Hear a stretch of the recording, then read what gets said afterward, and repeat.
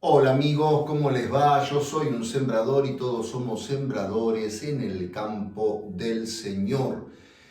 Y hoy vamos a preparar la Eucaristía para el próximo domingo, que es el domingo, si mal no veo, 28º del tiempo ordinario.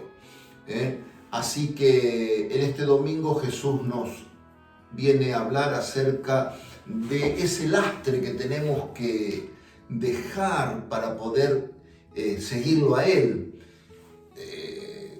Vamos a hablar un poco más profundamente cuando hablemos del Evangelio, qué significa este seguimiento libre de Jesús, qué significa libre en este sentido, porque habíamos hablado de libertad hace 2 domingos atrás, pero ahora vamos a tomar la palabra libertad en otro sentido.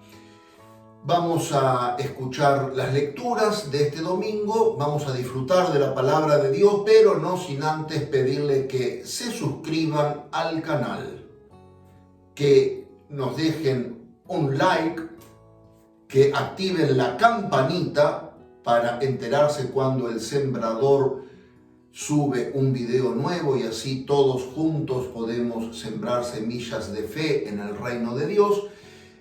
Y también que se acuerden de compartir el video con los amigos, con aquellas personas. Hoy las redes sociales nos dan la posibilidad de comunicarnos con todo el mundo. Así que bueno, a sembrar semillas de la palabra, sembrar semillas de fe por todo el mundo. Vamos a sembrar, vamos.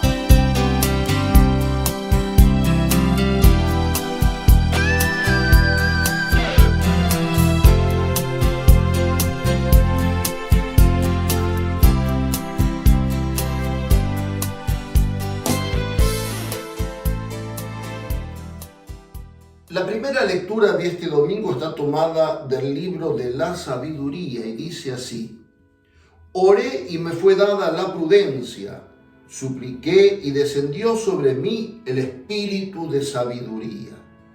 La preferí a los cetros y a los tronos, y tuve por nada las riquezas en comparación con ella.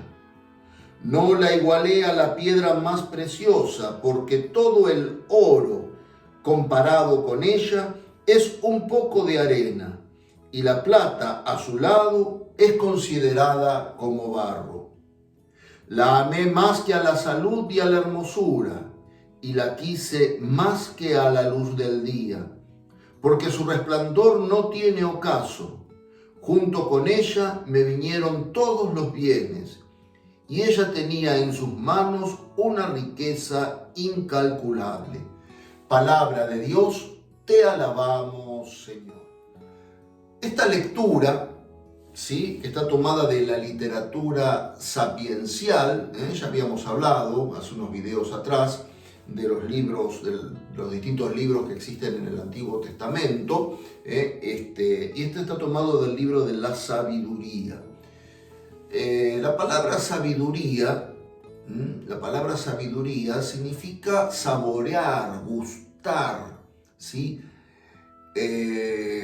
Modernamente puede asociarse, mal asociada, puede asociarse con el conocimiento intelectual, pero no debe asociarse con el conocimiento intelectual, sino que debe asociarse con el conocimiento espiritual, con aquel conocimiento que solo se puede tener de Dios. O sea que la sabiduría es un conocimiento experiencial. ¿Qué significa un conocimiento experiencial? Así como yo, por ejemplo, si quiero estudiar una carrera, medicina, abogacía, teología, filosofía, etc., cualquier carrera que yo quiera estudiar, tengo que sentarme a estudiar, tengo que meterme en en lo que estoy estudiando, compenetrarme, formarme, ¿sí? Entonces voy a adquirir ese conocimiento. ¿Por qué? Y porque estoy estudiando, porque estoy investigando, porque estoy elaborando, estoy buscando, y van pasando los años y terminan dándome un título diciendo, esta persona está apta para ejercer esta profesión. ¿Por qué? Porque ha estudiado, porque se ha formado, ¿sí? Con la sabiduría pasa algo parecido, pero no, repito, no en el orden intelectual, sino en el orden del conocimiento de Dios. Y el conocimiento de Dios es un conocimiento que por sobre todas las cosas está basado en el amor. Jesús, de dulcísima memoria, que nos das la alegría verdadera. Este conocimiento de Dios, así como decimos que en el ámbito intelectual se adquiere el conocimiento estudiando y formándose, el conocimiento de Dios se adquiere en el trato con Dios, en el trato personal con Dios. El sabio es aquel que sabe tratar a Dios. El sabio es aquel que conoce a Dios. Y es un don del Espíritu Santo que tenemos que pedirlo en nuestra oración. Como decía San Agustín, Señor, que te conozca a ti, que me conozca a mí. O sea, que yo pueda saber hasta dónde soy capaz de amar, hasta dónde soy capaz de conocer, hasta dónde soy capaz de responder, hasta dónde soy capaz de relacionarme con Dios. Adquirido ese conocimiento, fíjense que acá el autor del libro de la sabiduría está como comparándola con las cosas materiales, y con las cosas materiales más sublimes, con el oro y con la plata, con las cosas materiales más valiosas, digamos, con el oro y con la plata. Y dice que comparada con el oro y con la plata, la sabiduría, el oro es como arena, y la plata es como barro al lado de la sabiduría. O sea, aquel que ha descubierto a Dios en su vida y en su corazón, aquel que ha descubierto a Dios en su vida y en su corazón, todo lo tiene por secundario, todo lo tiene por secundario, y utiliza los bienes materiales tanto cuanto me pueden acercar a Dios. Si el bien material a mí me aleja de Dios, no me sirve porque no me da el conocimiento de Dios, no me hace crecer en la sabiduría. La amé más que a la salud. Fíjense que después de la vida el don más preciado que tiene el hombre y que a Dios le pide constantemente es la salud. Y dice, la amé más que a la salud. Y a las pruebas me remito, porque yo a lo largo de mi vida sacerdotal he conocido muchas personas que han estado enfermas y enfermas gravemente. Ahora les voy a contar una anécdota que me pasó una vez recién ordenado. Y cómo la persona que conoce a Dios profundamente, lo único que le interesa es Dios y nada más que Dios. Es capaz de postergarse a sí mismo con tal de que Dios sea el que surja, con tal de que Jesucristo sea el que surja. Jesús, realmente estás aquí. Te contemplo como un niño y me entrego a tu cariño para que me hagas. La anécdota es la siguiente. Yo estaba recién ordenado, ni siquiera era párroco todavía, era vicario parroquial en Nuestra Señora del Carmen, en Tolosa, ¿sí? En la Arquidiócesis de La Plata, en Argentina. Y me llaman para visitar una señora que estaba enferma, una abuelita, una anciana que estaba enferma, que estaba en la unidad coronaria, en el hospital. Bueno, tomé mis cosas, el óleo, fui al sagrario, puse la hostia en la teca para llevar, etc. Fui con todo para visitar al enfermo, con todas las cosas necesarias para visitar a un enfermo grave, un enfermo terminal. ¿Qué pasa? Cuando llego a la puerta de la unidad coronaria, estaban los familiares nerviosos, angustiados. Claro, la abuela se nos muere, se nos está yendo la abuela. Bueno, habían llamado al sacerdote, en ese caso el sacerdote era yo. Entonces cuando voy a entrar, se acerca alguien y me dice: padre, le pido por favor, dígale que usted está visitando a todos los enfermos en general, que está haciendo una recorrida y de paso la va a ver a ella. Porque tenemos miedo que se asuste y que el susto la haga morir. Calcule usted, ¿no? Siempre con ese miedo de que el enfermo se asusta. Bueno, le dije que sí y seguí mi camino. Ingresé en la sala de unidad coronaria, me dirijo a la cama donde estaba la abuelita enferma y cuando me ve, estaba lúcida, estaba muy lúcida, y cuando me ve me dice: padre, qué alegría, me dice. Le digo: ¿por qué qué alegría? Porque me estoy yendo al cielo, me estoy yendo con Dios. Bueno, yo pensé, digo, esta es la que se va a asustar. Está más asustado ellos que la abuela. Y no hay que decirle nunca a un enfermo que está en estado terminal y sabe que se está yendo con Dios. A veces alguien comete el error y dice: ay, por favor, no diga esas cosas, usted va a salir de acá y va a ver que va a volver a su casa, dándole una esperanza absurda que no tiene sentido. Si el enfermo dice que se va con Dios, se va con Dios. Siempre hay que hacerlo, desde el punto de vista espiritual, siempre hay que seguirle la corriente al enfermo. El enfermo quiere rezar, reza. El enfermo no quiere rezar, no reza. El enfermo quiere recibir los sacramentos, recibe los sacramentos. El enfermo no quiere recibir los sacramentos, no recibe los sacramentos. En este caso, la enferma dice: me voy con Dios. Yo no le voy a discutir de que se iba con Dios. Bien. Ya hice caso omiso de todas las recomendaciones que me habían dado. Le digo: así que te vas con Dios. Le digo: mira qué suerte que tenés, que te vas con Dios y estás segura que te vas con Dios. Sí, me dice, y hoy es el mejor día de mi vida. ¿Y por qué es el mejor día de tu vida? Porque Dios me ha hecho la gracia de que antes de irme con Él, tener un sacerdote al lado para el perdón de los pecados y que me den los sacramentos. Ah, dije, bueno, te voy a dar entonces los sacramentos. Te voy a dar la unción, le confesé, le di la unción de los enfermos, le di la comunión. Y cuando me estoy yendo, me vuelvo, la miro a la abuela y le digo: así que te vas con Dios. Bien, te doy un encargue para cuando lo veas. Le dije: te doy un encargue para cuando lo veas.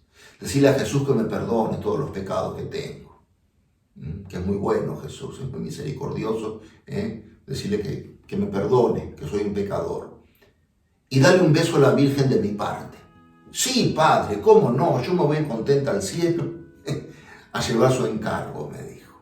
Bueno, es el día de hoy que tengo una amiga en el cielo, porque esto parece casi 30 años que pasó, así que ustedes calculen que la abuela ya se ha ido con Dios. Yo después no la volví a ver. Pero ¿qué pasó? ¿A dónde quiero llegar? ¿Cómo quiero relacionar con esto? ¿Cómo quiero relacionar con esto? Esa abuela, a lo largo de su vida, había adquirido sabiduría, había adquirido el conocimiento de Dios y sabía que se iba con Dios,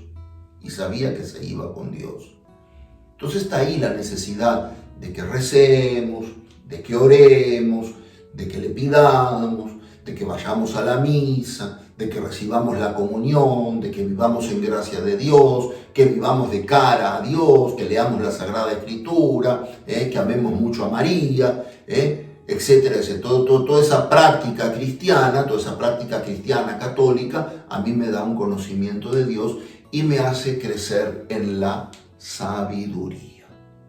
Bien, vamos al Salmo. ¿Sí? Vamos al Salmo responsorial. La antífona dice: Señor, sácianos con tu amor. Enséñanos a calcular nuestros años para que nuestro corazón alcance sabiduría. Vuélvete, Señor, ¿hasta cuándo? Ten compasión de tus servidores. Sácianos enseguida con tu amor y cantaremos felices toda nuestra vida.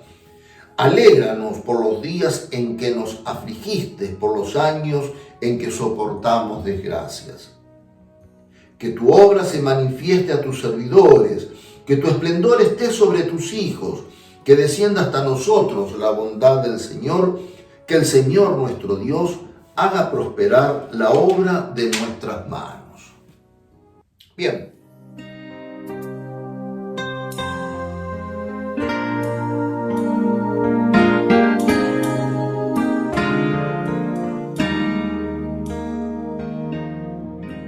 El Salmo, siempre decimos, ¿no es cierto?, es una respuesta a la primera lectura. Así como el sabio, el autor acá del libro de la sabiduría, sacia su corazón, satisface su corazón en la sabiduría y tiene por desprecio a todo, o sea, desprecio en el buen sentido de la palabra, todas aquellas cosas que no conducen a Dios, él las descarta, ¿sí? Acá el salmista está diciendo, sácianos, Señor, sácianos con tu amor. O sea, que tu amor, Señor, sea aquello que llene nuestro corazón. Que tu amor sea aquello que llene nuestro corazón. Sácianos enseguida con tu amor y cantaremos felices toda nuestra vida. Toda nuestra vida. En ese amor de Dios, se manifiesta la sabiduría y el conocimiento de Dios. Entonces cantaremos felices todos los días de nuestra vida. Bien, no me quiero detener mucho acá en el Salmo, vamos a la segunda lectura que está tomada de la carta a los Hebreos. Y dice así: hermanos, la palabra de Dios es viva y eficaz, más cortante que cualquier espada de doble filo. Ella penetra hasta la raíz del alma y del espíritu, de las articulaciones y de la médula, y discierne los pensamientos y las intenciones del corazón. Ninguna cosa creada escapa a su vista, sino que todo está desnudo y descubierto a los ojos de aquel a quien debemos rendir cuentas.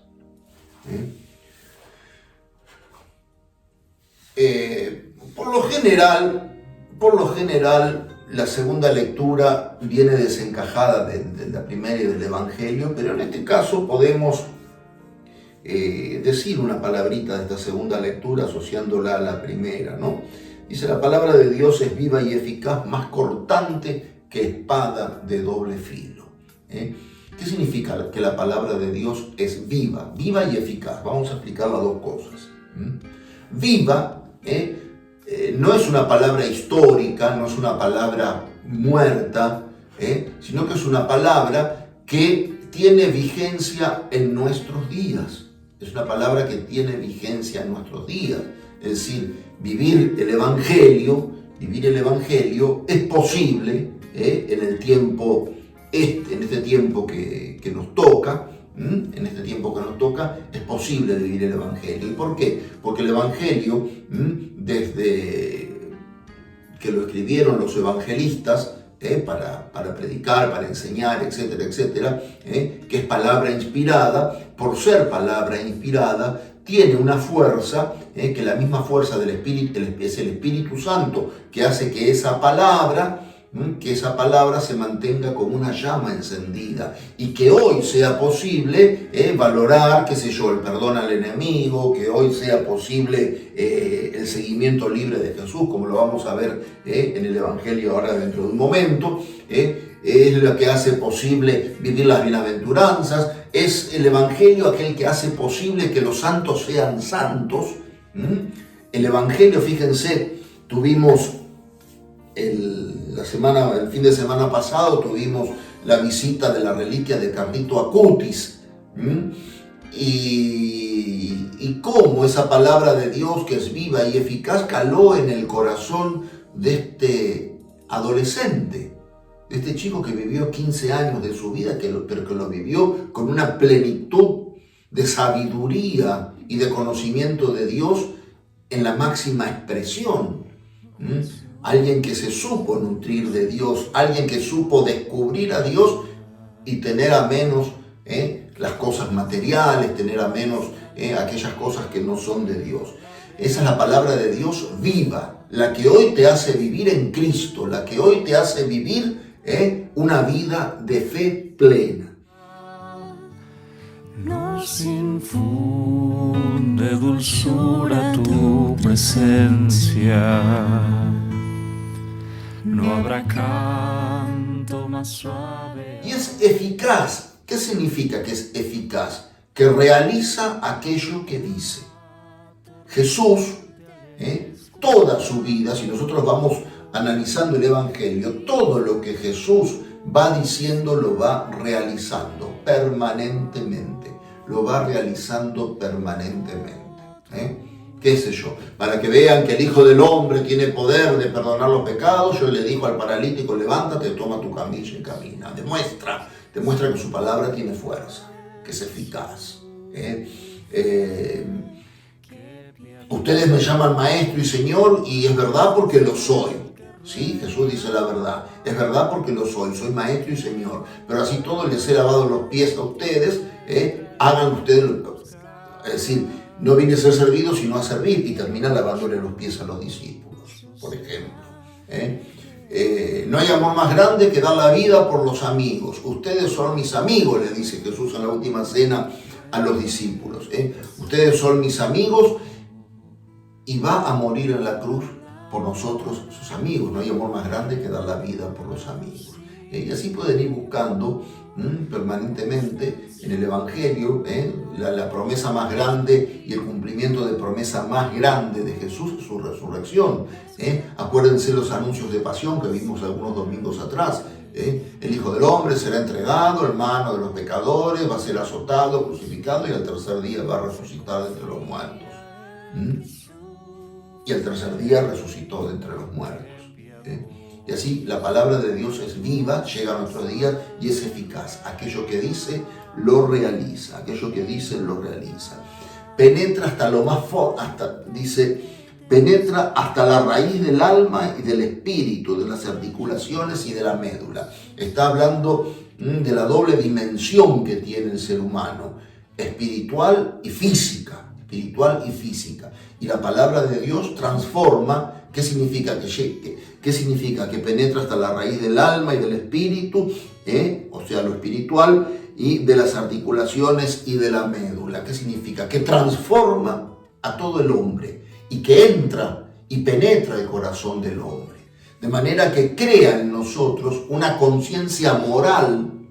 La palabra de Dios crea una conciencia moral que nos hace dar cuenta, cuando estamos pecando, cuando no estamos haciendo la voluntad de Dios.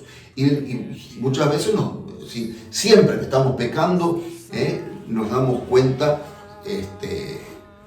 Uno puede tener dudas, alguna duda moral. Padre, tal cosa es pecado o no es pecado. Bueno, aclarado el tema, pero cuando uno está obrando mal, sabe en conciencia que está obrando mal. ¿Qué es? La palabra de Dios, la palabra de Dios que está penetrando en su vida y en su corazón como espada de doble filo. Ninguna cosa creada escapa a su vista. Todo está desnudo y descubierto a los ojos de aquel a quien debemos rendir cuenta. Es decir, el Salmo 138, Señor, si subo al cielo, si estás tú, si bajo el abismo, si te encuentro. Dios está vivo y presente en todas partes, aún en el interior de mi corazón. Aún en el interior de mi corazón. Cuando se les enseña a los chicos en el catecismo, cuando nos enseñaron que Dios es omnipresente, que está en todos lados, que tiene la capacidad, por su poder, de estar en todos lados significa también en el interior de la persona, en todos lados, absolutamente en todos lados. En el interior de la persona también está la palabra, que le va marcando al hombre sus buenas obras o sus malas obras. La palabra de Dios corta, así como una espada de doble filo, que dice aquí, que penetra en la carne y la abre en dos. ¿Sí? De la misma manera entra la palabra de Dios en la vida del hombre. Vamos al Evangelio, el Evangelio de San Marcos. Dice así: Jesús se puso en camino. Un hombre corrió hacia él y arrodillándosele le preguntó: Maestro bueno, ¿qué debo hacer para heredar la vida eterna? Jesús le dijo: ¿por qué me llamas bueno? Solo Dios es bueno. Tú conoces los mandamientos: no matarás, no cometerás adulterio, no robarás, no darás falso testimonio, no perjudicarás a nadie, honra a tu padre y a tu madre. El hombre le respondió: Maestro, todo eso lo he cumplido desde mi juventud. Jesús lo miró con amor y le dijo: solo te falta una cosa. Ve, vende todo lo que tienes y dalo a los pobres. Así tendrás un tesoro en el cielo. Después ven y sígueme. Él, al oír estas palabras, se entristeció y se fue apenado porque poseía muchos bienes. Entonces Jesús, mirando alrededor, dijo a sus discípulos: qué difícil será para los ricos entrar en el reino de Dios. Los discípulos se sorprendieron por estas palabras, pero Jesús continuó diciendo: hijos míos, qué difícil es entrar en el reino de Dios. Es más fácil que un camello pase por el ojo de una aguja que un rico entre en el reino de Dios. Los discípulos se asombraron aún más y se preguntaban unos a otros: entonces, ¿quién podrá salvarse? Jesús, fijando en ellos su mirada, les dijo: para los hombres es imposible, pero no para Dios, porque para Él todo es posible. Pedro le dijo: tú sabes que nosotros lo hemos dejado todo y te hemos seguido. Jesús respondió: les aseguro que el que haya dejado casa, hermanos y hermanas, madre y padre, hijos o campos por mí y la buena noticia, desde ahora en este mundo recibirá el 100 por 1 en casas, hermanos y hermanas, madres, hijos y campos, en medio de las persecuciones, y en el mundo futuro recibirá la vida eterna. Palabra del Señor, gloria a ti, Señor Jesús.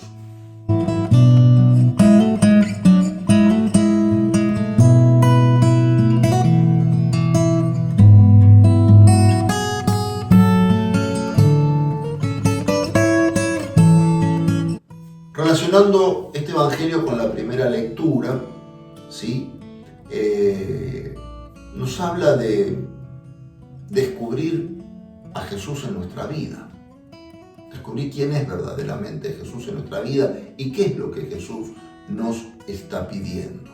¿Qué es lo que Jesús nos está pidiendo? Vamos a analizar algunas partes del evangelio.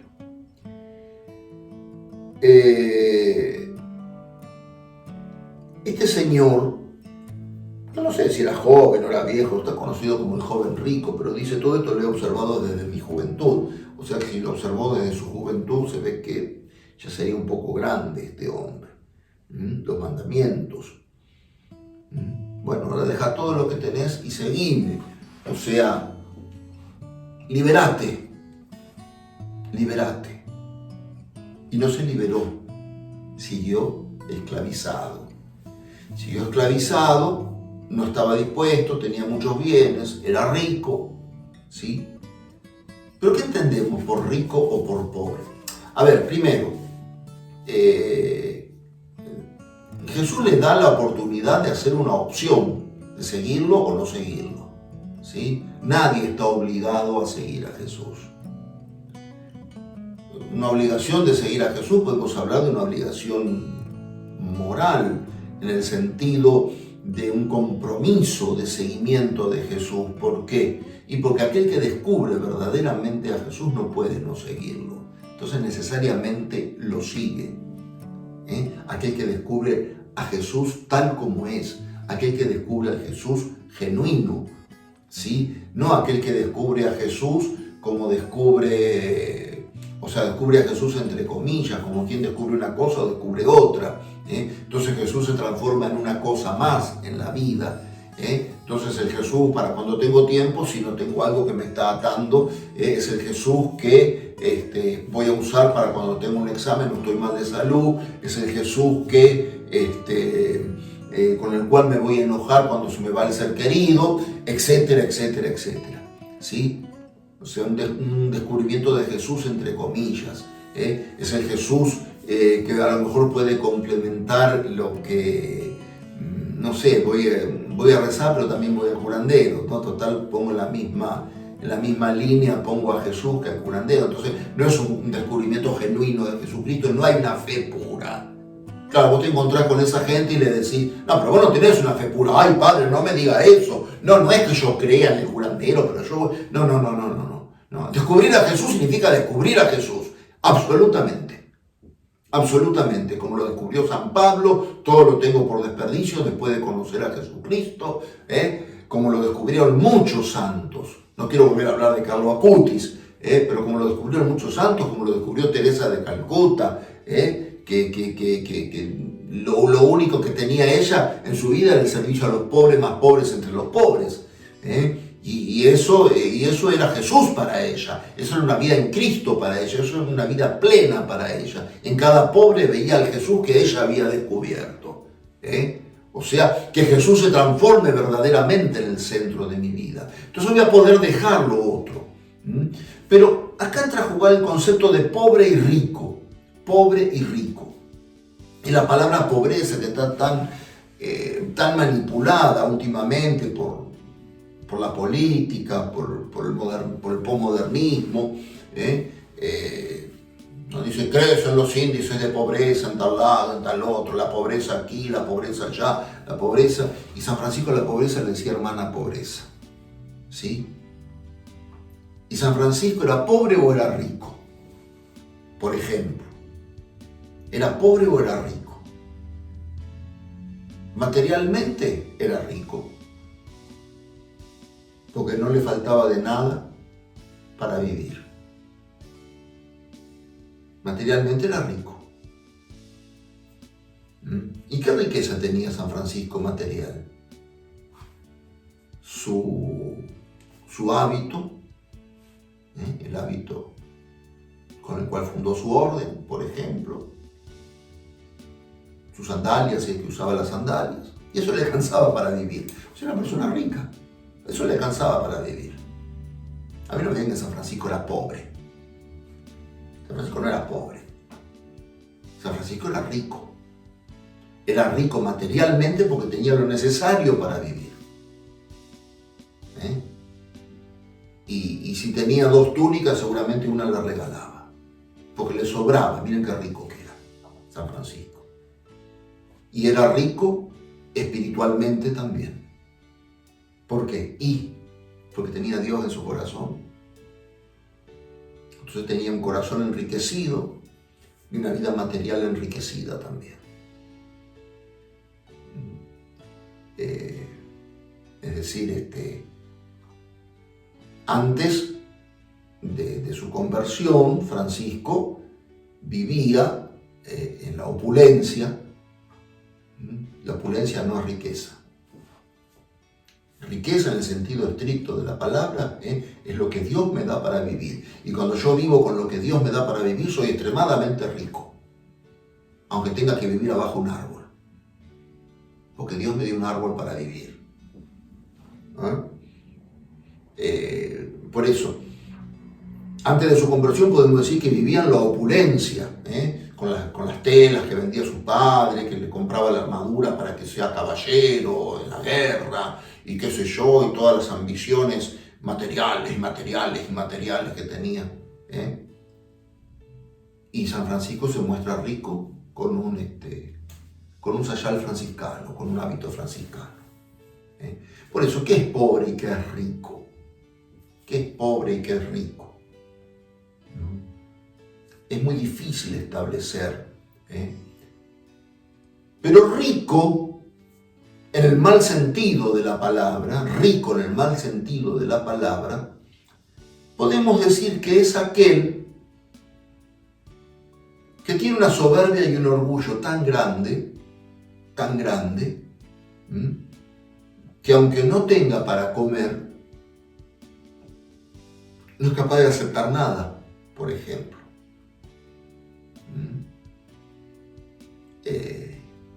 Cuando uno regala ropa, por ejemplo, viene algún amigo o alguien y le dice, mira, esta camisa, a mí no me anda esta camisa, te la regalo, usala vos, no te ofendés, ¿no? Creo que siempre se pregunta, no te enojás, no te ofendés, ¿no? Porque hay gente que se ofende, como diciendo, yo no necesito. Bueno, ese es el rico, el que dice, yo no necesito. Ese es el rico que difícilmente puede entrar al reino de los cielos, que dice Jesús. Ese es el rico en el mal sentido de la palabra. El que se cree que tiene de todo y no tiene nada. Por eso pongo el ejemplo de San Francisco. San Francisco sabía que tenía de todo para vivir. Lo que dije recién, su hábito y los hermanos y lo necesario, lo que Dios le dio. Te voy a contar otra anécdota que me pasó una vez. Estaba en un monasterio yo. No sé, no me puedo acordar ahora qué problema tenía. Estaba renegando por algo, yo estaba disconforme con algo.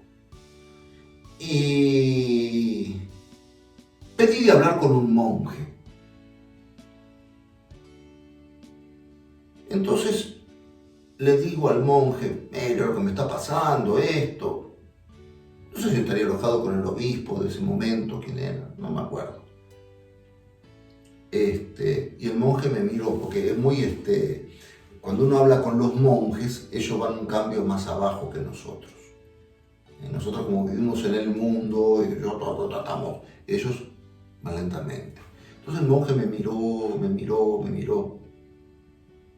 como diciendo, cuando termines de hablar pavadas, sigo yo.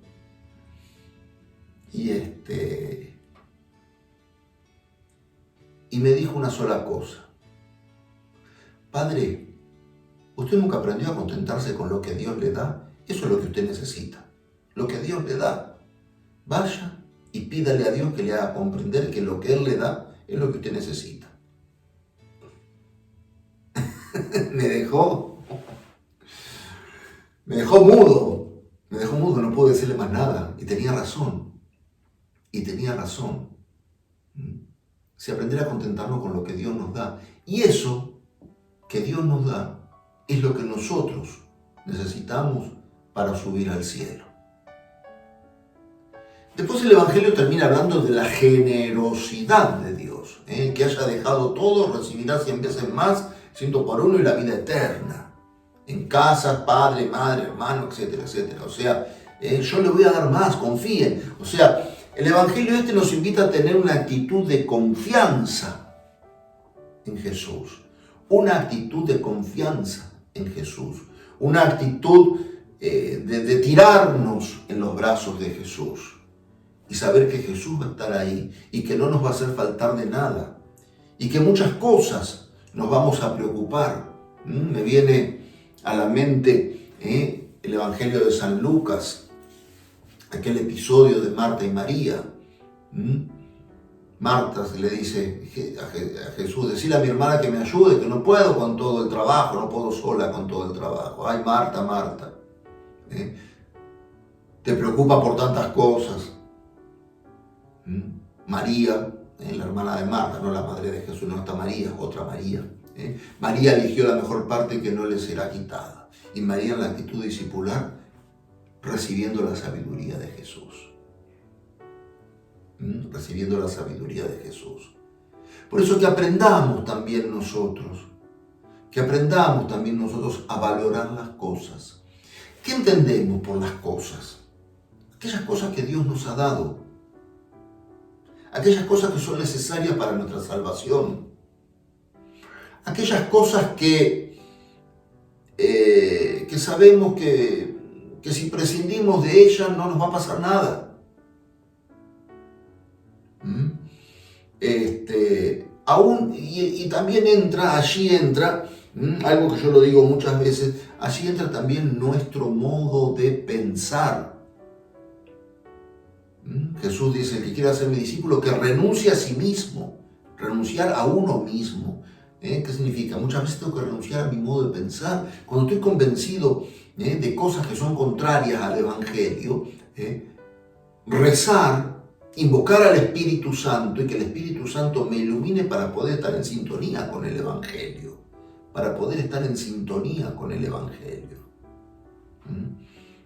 Así que bueno, que este domingo entonces sirva, las lecturas de este domingo nos sirvan a nosotros para entrar en un conocimiento más profundo del Señor. Para pedirle al Señor, Señor, ¿de qué tengo que desprenderme? Ilumíname, Señor. Porque es Él el que conduce los hilos de nuestra vida espiritual. Es el quien completa y perfecciona la obra, como dice San Pablo. Por eso, Señor, ilumíname. Ilumíname para que pueda encontrarte y descubrirte mejor cada día. Que mi oración sea, como decía Santa Teresa, ese trato de amistad, ese trato de amigo con vos. Y que vos seas el amigo que me decís las cosas y yo no me pegue media vuelta como este muchacho y me vaya decepcionado de vos, sino que al contrario, Señor, que me convenza de tu amistad, que me convenza que vos valés la pena. Así que bueno, hermanos, los dejo con estos pensamientos, que tengan un lindo domingo, que se acerca, que podamos disfrutar a pleno la palabra de Dios y nos estaremos viendo para un próximo video. Que lo pasen lindo en familia. Chao a todos.